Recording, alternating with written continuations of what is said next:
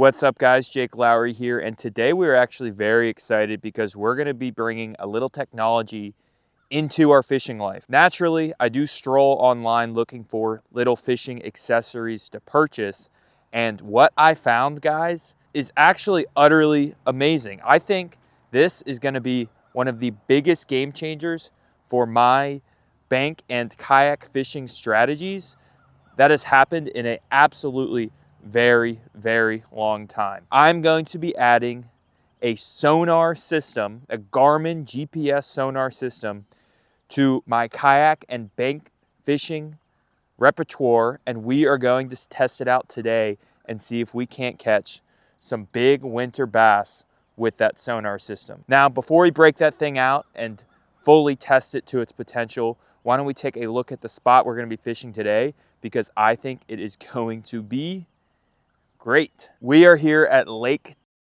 This is a lake I'm very familiar with. I know a lot of the different areas of the lake, but I'm not familiar with its depth, its contours, where these fish hang out, and that is what I'm excited to learn today. It's a little windy. This is a super clear lake, and it's absolutely loaded with bass, so we should have no issues catching fish today. Something that is a little strange is the weather has completely shifted once again. We had crazy snow, then it got warm. It was like 80-degree highs, and now it's cold again. We had another freeze, and I don't think the fish really know what to do.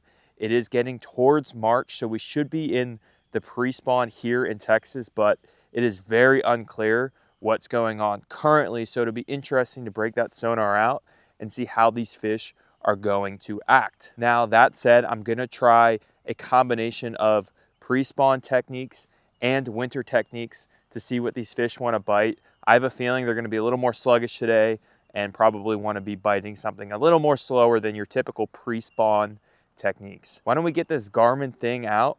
We'll talk a little bit about its features and what I'm most excited about, and then I'll show you guys what it looks like in the water, and then we'll break the kayak out, go for a little kayak thing, and see if we can't use it to improve our fishing game, guys. All right, guys, here is the Garmin ball of choice. It is the Striker Cast GPS version. I picked this up for about $180, but I think it is gonna be completely worth the money. Now, I have seen some off-brand sonars, but I have never seen a major sonar company come out with one of these, and I'm very curious to see how it stands up to some of the ones that came out maybe 5 to 10 years ago. This does just straight typical sonar.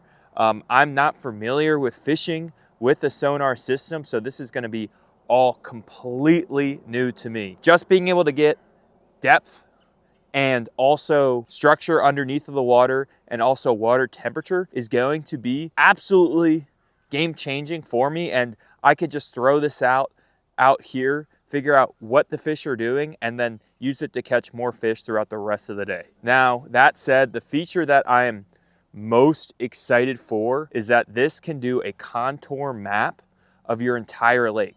So as I kayak around this lake, it's gonna give me a map, and I'm gonna know exactly the spots to go back to, even if it's a different time of year. So let's say it's the springtime, and I wanna look for some more shallow water where these fish are spawning. Even though I'm fishing in the winter, if I kayaked over it, I'm gonna know exactly where those prime spawning locations are. Now, that said, why don't we take this thing out?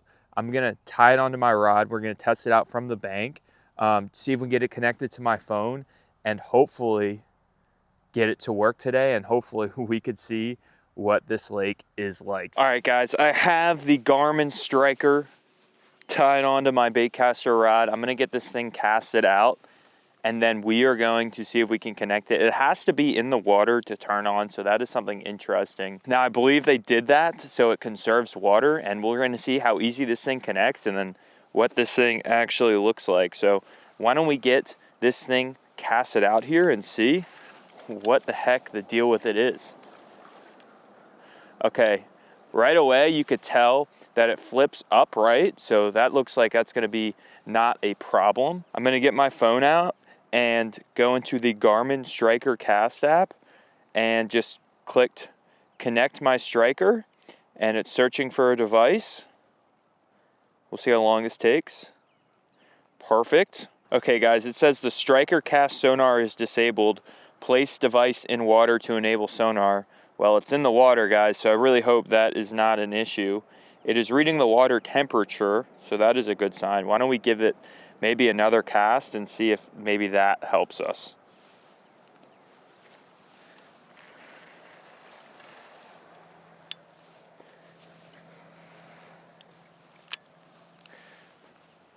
Okay, so I got to cast it out. There we go. And we are reading depth. Now I need to adjust it because it appears like my range is too high. There we go, 5 feet of range. And it looks like we are reading sonar now. My depth right out about 20 yards is 4.5 feet. It doesn't look like there's any structure or anything below it. And it looks like it's holding pretty steady. So that is actually a very good sign so far. Why don't we retrieve this in a little and see what happens with this sonar. I'm going to switch my hands because I can retrieve one-handed. Okay, as I bring it in, I can see that that depth is decreasing. Right now we're at 3 feet of water.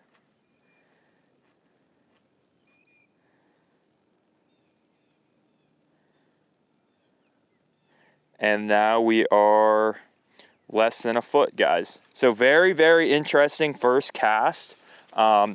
Definitely can read the depth. Not really sure how clean that image is, but why don't we go over to where I know there's some structure and see if we can't potentially get a better image of some like logs or something like that, that we're really gonna wanna use this thing for.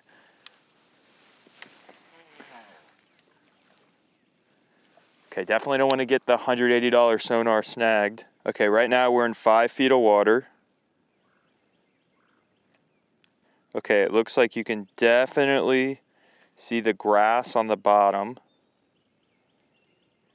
and that there's definitely something underneath the water where I first cast it out, and it was probably like a stick or something that was underneath the water. But it definitely looks like it is an accurate sonar for depth and water temperature, which at the minimum is going to be very, very good. So why don't we take a further cast out here off of this log and see if maybe we can spot a fish with this sonar, because that is going to be really the main reason I would use this.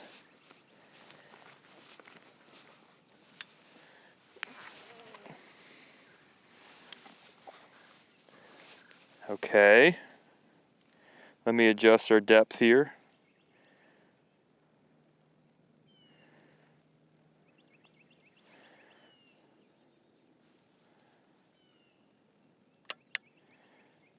Okay, right now we are in 12.7 feet of water, and it looks like there might be a small little bait fish at about 8 feet, something not very big. But let's bring it in just a hair and see what it looks like the closer we get to this laydown.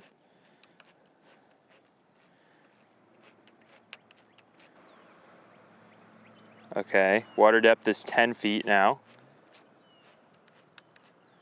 Bring it in. Okay, there's that log that we just went over.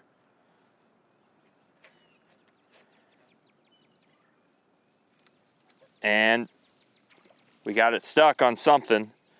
Let's let it settle out just a hair. One thing I'm gonna have to get good at and improve at is figuring out what fish and other things look like on the sonar, because to be honest, guys, I have never seen anything like this before, and I just have never used it before. But overall, just getting an idea for depth, structure, what's underneath of me is huge and important enough. So I think I am very, very pleased so far with this thing. I'm gonna go through and maybe mess with a couple settings, and then we're gonna launch the kayak and see if we can't start fishing, because hopefully this thing helps us out and helps us catch fish today. Otherwise, you know, we might be a little upset. All right, guys, we are ready to launch the kayak. I have 2 rigs rigged up, one on the spinning rod, one on the bait caster. My first rig on the spinning rod, I have this Divine from 6 Cents swim bait. This is a 2.5-inch swim bait. Gonna be my more winter strategy today. And then my next one, which is my all-time pre-spawn favorite bait, is a red lipless crankbait. I think this is a H2OX brand from Academy. Yeah, right there. So favorite 2 lures to be throwing this time of year tied on. And we have the tethered Garmin out the back, all of our gear that we need for the day.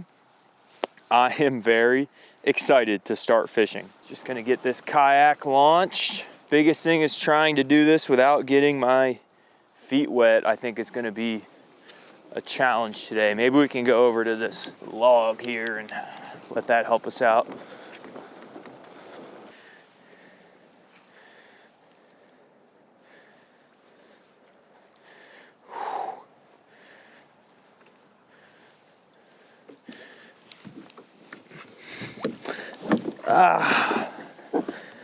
There we go. All right, guys, Striker app is on.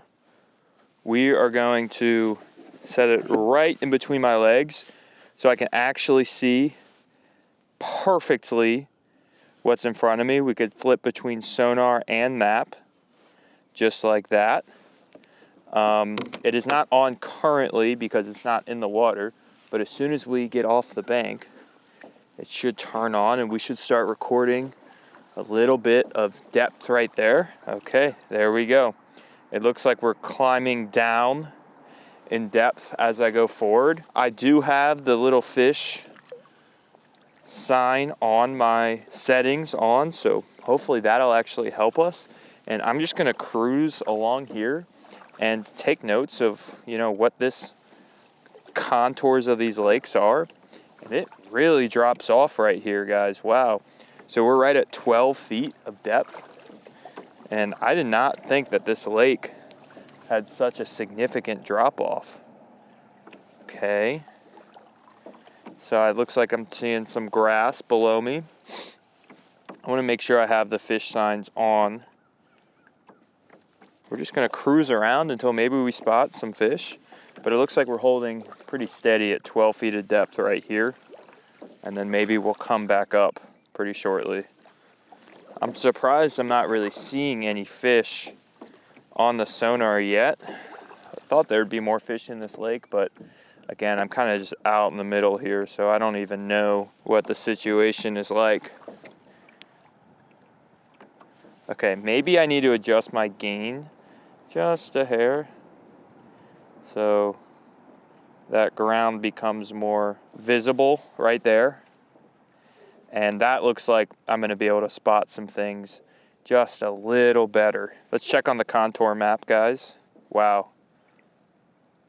Look at that. I'm developing a full-on map of this spot. That is so sick. Back to the sonar. I feel like a live scoper now, which is hilarious. Okay.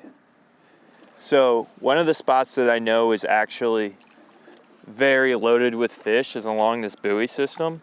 So I just want to kind of let this wind drift me along here. Right now I'm pretty much in 6 feet of water, holding pretty steady, and I'm going to test out right away and see if we can't maybe get a couple bites on this thing. And then once we develop that contour map of this lake, that'll probably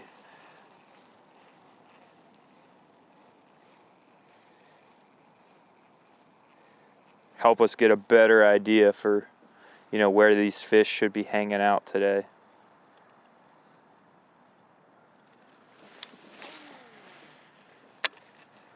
The water is a little higher than I'm normally used to, so maybe that is creating some issues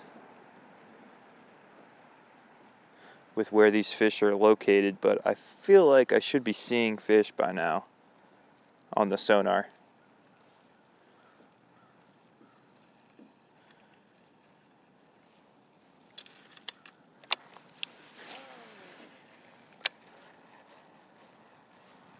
That wind is picking up just a hair. Whoa, pretty severe drop off from where I was just standing.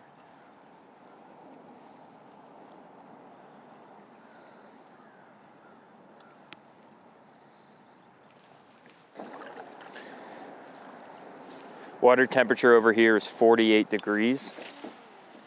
Water temperature does play a pretty significant role in where fish locate in the lakes, I believe. Especially in the wintertime, they're going to be where that warmer water is. So maybe they're over there. It's dropped 2 degrees since I've moved, so definitely something we're going to want to look out for.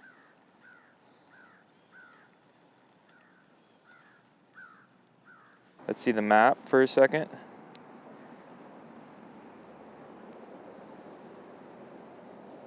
So interestingly enough, I have not identified a single fish as a fish on this sonar. So that tells me, I guess, one of two things. These fish are just absolutely belly on the bottom, or they're not in the spot I just came to. So we're gonna kind of paddle around and see if we can't identify some fish here, because so far, looks like we're dropping off on depth here. So far, it's just, you know, kind of been a little more quiet than I anticipated.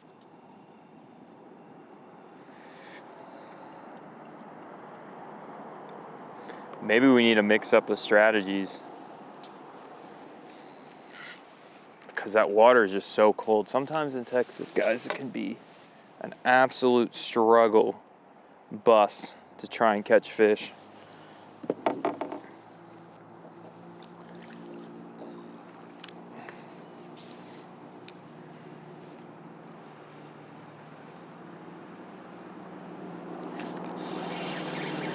That was sick, guys. First fish of the day. It's a small one, but I caught this guy right out in this deeper water, 18 feet of depth. That was definitely not gonna happen if I didn't have the sonar, because I didn't know nearly how deep this lake was and how long I had to let that thing sink in. But I mean, that's a real dink, but feels good to be catching fish in the wintertime. And that sonar absolutely helped, 100% helped with the fish, guys.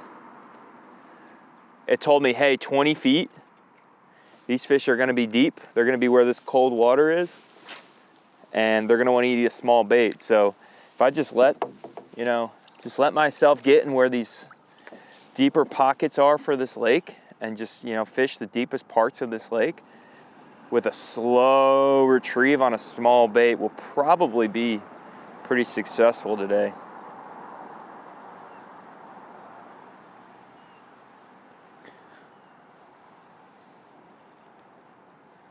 Oh, okay, guys. So very interesting. Somehow paused the depth finding. I don't know how that long that was paused for, but that's kind of weird that this thing does that, you know? So it's pretty consistent from a depth standpoint. This lake does not have any like significant drop-offs or anything along those lines. Like, it's pretty flat, which, to be honest, was a surprise from my standpoint. Like, I was thinking, you know, this lake would be a little, you know, less deep, a little less. So there's a significant drop-off beyond where I floated by, kind of along here, which makes sense because I've had some like randomly big bites in this lake before, right at this spot. So that's definitely on par with, you know, what makes sense. Now, what's interesting is 8 feet of depth is a little strange. 15 feet, 15 feet, 14 feet, 14 feet.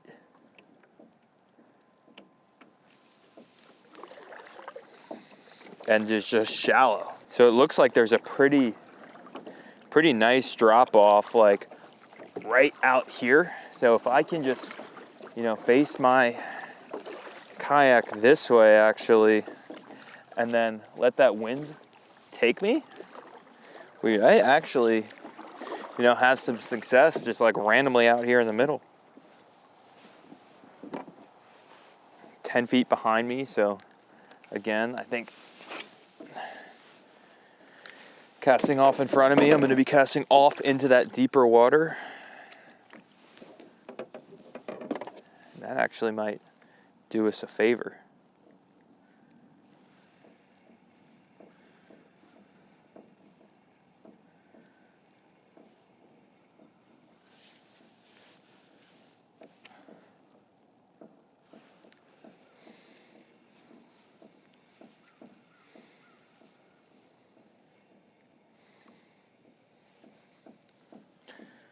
Or I'm just that guy that just randomly caught one little dink in this pond and I'm not going to catch absolutely anything else. Big marks right underneath of me.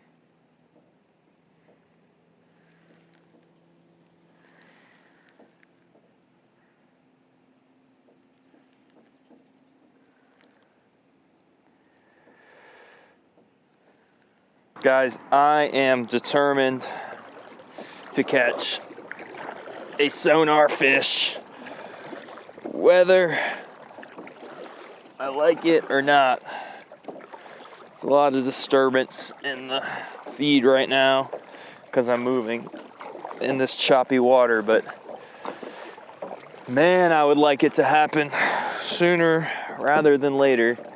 Otherwise, I am going to be kind of annoyed because I've seen a ton of fish more recently, but I just haven't been able to get anything to bite.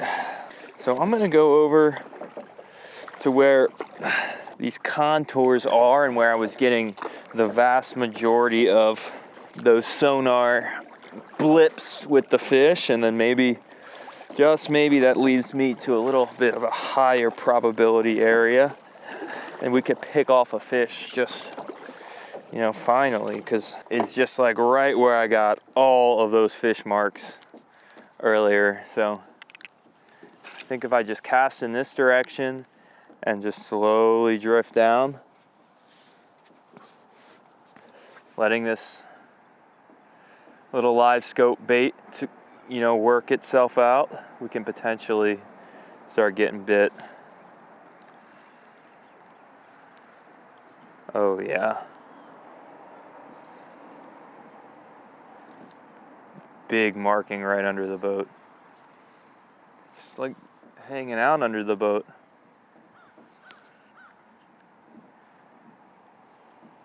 There's a fish, 14 feet.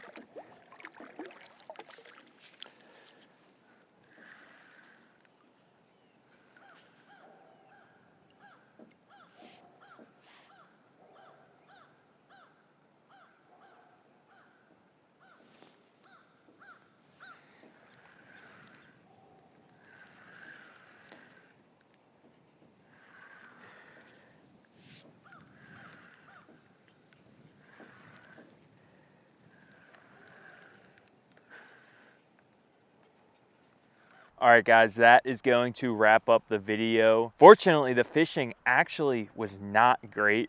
The sonar was pretty cool, guys. I feel like I kind of got it dialed in. Setting it in auto mode was a lot better than me adjusting the settings on my own. Probably because I am not very familiar with fishing with sonar systems, but honestly, I think that thing is pretty solid for kayak fishing and then also pond fishing. I think the most valuable aspect of it is that it creates the contour maps, which are gonna help a lot when you're fishing certain times of year and the same bodies of water over and over again. You get a better idea of where those deep water holes are and where those springtime spawning holes are as well. But anyways, guys, weather in Texas just needs to chill out. It needs to warm up, and the fishing needs to get better. But I think, it's just a matter of time until we have springtime fishing, and the fishing is just absolutely unreal. If you guys don't want to miss out on any of that springtime fishing, make sure that you guys like this video if you like the video, and then also subscribe if you haven't.